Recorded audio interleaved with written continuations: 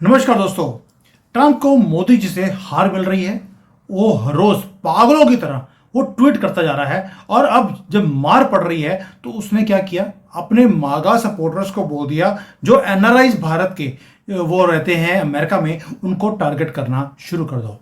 और यही ट्रेंड वहां पर शुरू हुआ तो कनाडा में और यूरोप में भी शुरू हो गया। गो आउट इंडियंस का नारा लगना शुरू हो गया है।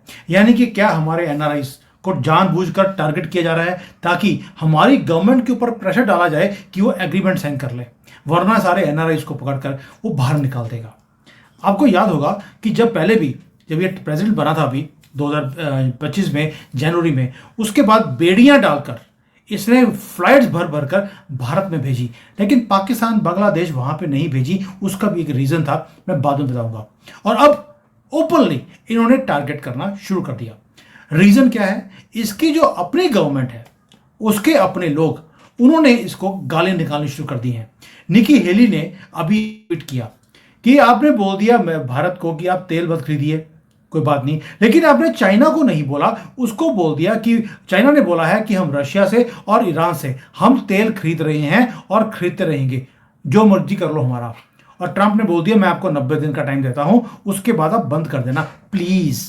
तो यानी कि आपने भारत को तो टारगेट कर दिया, लेकिन चाइना को आपने ओपन छोड़ दिया है। How is it possible? उसके अपने लोग उसको बोल रहे हैं। अब जब सारा कुछ हो रहा हो तो इसने क्या किया, मोदी जी को झुकाने के लिए अपने लोगों को बोल दिया टारगेट करो इंडियंस को। और जो इंडियंस वहां पर हैं वो थोड़े से डर के माहौल में हैं। अब एडिसन न्यू जर्सी में एक ग्रुप ऑफ इंडियंस सेलिब्रेट कर रहे थे अपना एक त्योहार। वहां पर जैसे नदी होती है या कोई वहां पर, आपको मालूम है हमारे वहां पर कभी दिया छोड़ दिया या कुछ और कर दिया, ये काम कर रहे थे। और वहां पर एक हेट स्टॉर्म आ गया। जो ट्रंप के लोग हैं उन्होंने जाकर गालियां निकाली हैं इंडियंस को और ये बोला, जिसको बोलते हैं मोमेंट ऑफ जो जॉय था सेलिब्रेशन का, वो नाइटमेयर में बन गया। उनके ऊपर रेशियल स्लर्स ऐसे निकाले और ऑनलाइन एक कैंपेन शुरू कर दिया है डोनाल्ड ट्रंप के लोगों ने, जो बोल रहे हैं, डिमांड कर रहे हैं गो बैक टू इंडिया। ये दोस्तों कोई हेट स्पीच नहीं थी। मैं दिखाता हूं, हमारे जो लोग हैं उन्होंने डिफेंड भी किया कि यार जो साउथ इंडिया के लोग हैं उन्होंने बोला ये तो नॉर्थ इंडियंस थे, ये तो बिहारीज थे, सारे इंडियंस यही वाले काम नहीं करते हैं। तो अमेरिकन ने सोशल मीडिया पे जाकर ओपनली बोलना शुरू कर दिया, हमें फर्क नहीं पड़ता आप नॉर्थ के हो, साउथ के हो, हिंदू हो कि मुसलमान हो, आप इंडियन हो, आपको वापस जाना पड़ेगा क्योंकि आप स्लोली हमारे कंट्री को डिस्ट्रॉय करते जा रहे हैं। क्यों? क्योंकि डोनाल्ड ट्रंप ने बोला है। ये वही इंडियंस हैं जिनको पहले रिस्पेक्ट की जाती थी, अब हेट में हो गई है और इसलिए इनको डिपोर्ट भी किया जा रहा है, वो भी बताऊंगा क्यों। दोस्तों ये कोई हेट स्पीच नहीं था, सिर्फ इट वॉज ब्लंट, अगली, violent and orchestrated right from the top. But ये मोस्ट डेंजरस ट्रूथ, ये हुआ क्यों? और ये आइसोलेटेड इंसिडेंट नहीं है, ये पिछले 5-6 महीने में इंक्रीज होता जा रहा है पूरे अमेरिका में। और ये आग अब कनाडा में, क्योंकि पाकिस्तानियों को, बाकियों को तो मौका मिल गया कि जब अमेरिका की गवर्नमेंट आपके साथ है तो इसको स्प्रेड कीजिए। कनाडा में खालिस्तानी शुरू हो गए, यूरोप में मुसलमान शुरू हो गए और अमेरिका में डोनाल्ड ट्रंप खुद लगा हुआ है। यानी कि एक डेंजरस शिफ्ट आपको दिखाई देता है पूरे एरिया में। जो इंडियन डायस्पोरा है उसे प्रेज किया जाता था, किसके लिए? ये हार्ड वर्किंग है, लॉ अबाइडिंग है, एजुकेटेड होते हैं, सक्सेसफुल हैं। ये मॉडल हमें दिखाया जाता था भारतीयों का जो एनआरआईज थे। लेकिन आज उन्हीं को रिजेंट किया जा रहा है, उन्हें ब्लेम किया जा रहा है कि अगर अमेरिका डूब रहा है वो आपके कारण है, इसलिए उनको टारगेट किया जा रहा है। अब इसके 3 रीजन है दोस्तों। उसका रीजन है पहला तो मोदी जी झुक नहीं रहे। अब इसके सामने, डोनाल्ड ट्रंप के सामने इतना प्रेशर डाल दिया, धमकियां दे दी, हर रोज धमकी, सुबह शाम दोपहर को धमकी होती है। लेकिन हम एग्री नहीं कर रहे कि हम अमेरिका के टर्म्स के ऊपर एग्रीमेंट को साइन करेंगे, और हम साइन नहीं करेंगे, अमेरिका का कोलैप्स और तेजी से होगा। जैसे हम हैं वैसे रशिया है, चाइना है, कोई भी मानने को तैयार नहीं है। और दूसरा, अब मैं उस मुद्दे पे आता हूं कि इंडियंस को डिपोर्ट क्यों किया गया था।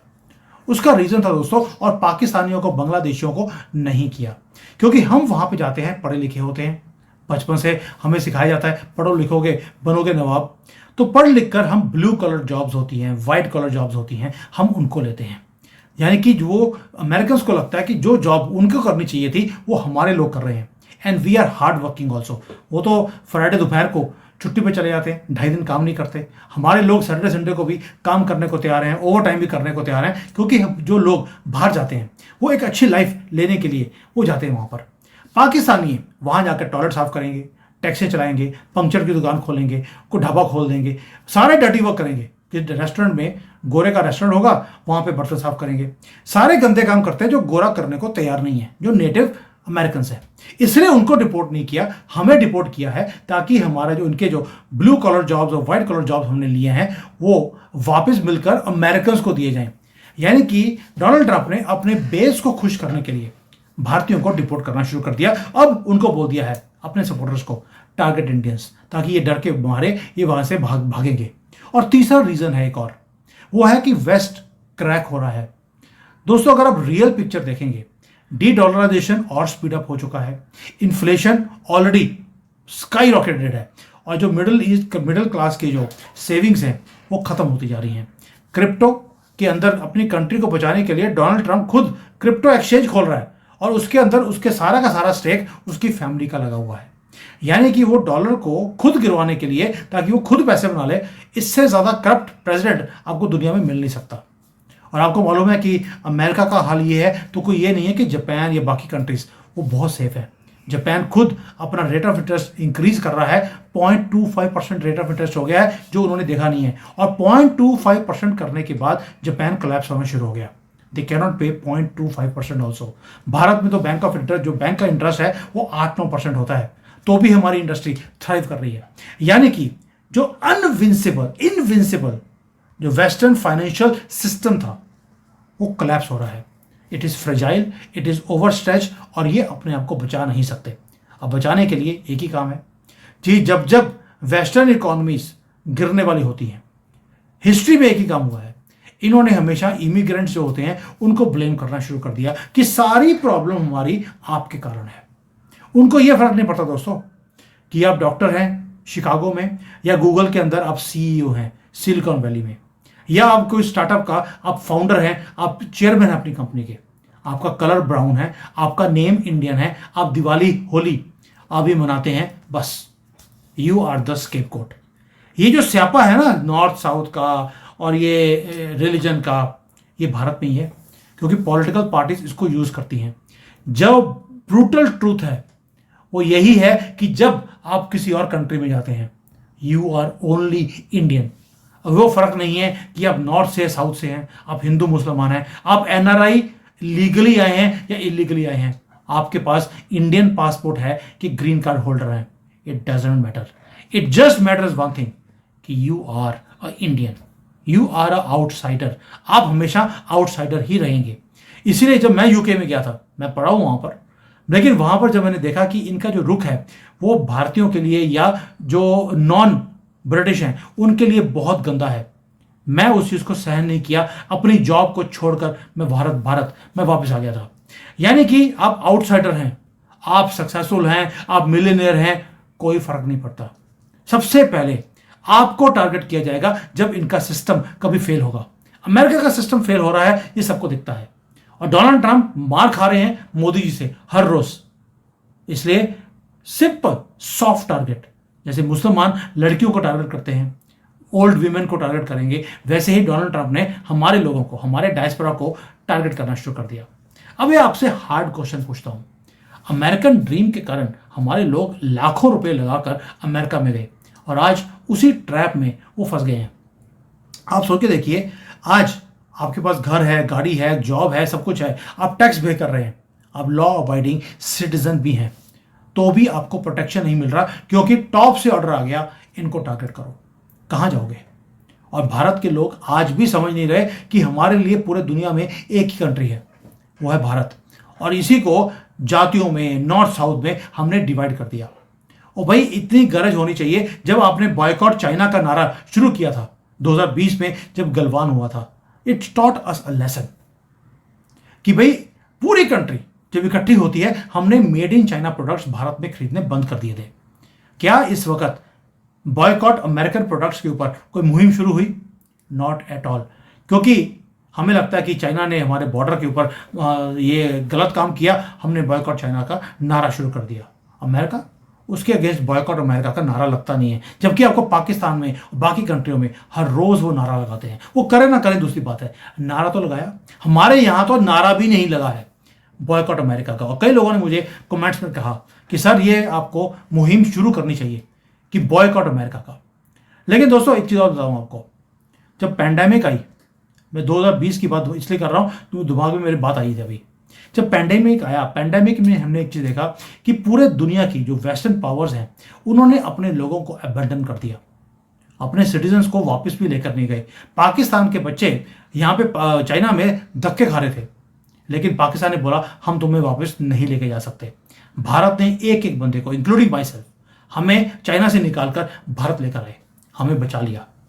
लेकिन वेस्टर्न वर्ल्ड ने नहीं किया और आज ये अपने कंट्री को बचाने के लिए हमें बाहर निकाल रहे हैं। आपको क्या लगता है कि यहां पर अमेरिका में रिसेशन नहीं आएगा? क्या वहां पे रिसेशन आएगा तो सबसे पहला काम होगा सिविल अनरेस्ट होगा, बैंकिंग कोलैप्स आएगी, और जब ये सारे काम होंगे आप ही को ब्लेम किया जाएगा क्योंकि आपके पास पैसा है सबसे ज्यादा। अगर डेवलप्ड हैं आप लोग, समृद्ध हैं, वो आप भारतीय हैं। इसलिए ये डेंजरस टाइम में हम गुजर रहे हैं जहां पर भारतीयों को अब पूरे ये यूरोपियन वर्ल्ड में, वेस्टर्न वर्ल्ड में टारगेट किया जाएगा। जैसे पहले ज्यूज को किया जाता था, अब हमारा नंबर है।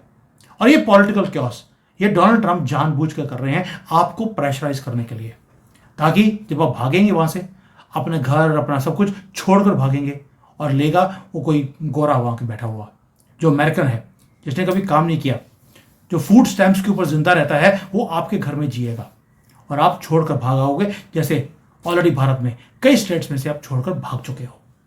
दोस्तों, वेस्ट ने डिक्लेयर कर दिया है कि भारत राइज कर रहा है। अब भारतीयों जो भारतीय वहां रहकर राइज कर रहे हैं उनको बाहर निकालो। दोस्तों, उनकी अपनी प्रॉब्लम्स हैं तो हमारी प्रॉब्लम्स भी हैं। अब आप बोलेंगे यार भारत में आके करेंगे क्या? मैंने खुद बड़ी बार सोचा है कि भारत में जाके यार वहां पे पॉल्यूशन है, वहां पे ट्रैफिक का प्रॉब्लम है, ब्यूरोक्रेसी है, करप्शन है, जो प्रॉब्लम आप सोचो वो भारत के अंदर है। लेकिन क्या करें, कंट्री तो अपना है। मैं कई बार सोचता हूं कि मैं खुद अब भारत में आ जाऊं, क्योंकि चाइना में भी वो बुरा हाल है, इनकी इकोनॉमी का है, बिजनेसेस बंद हो रहे हैं जैसे अमेरिका में हो रहे हैं।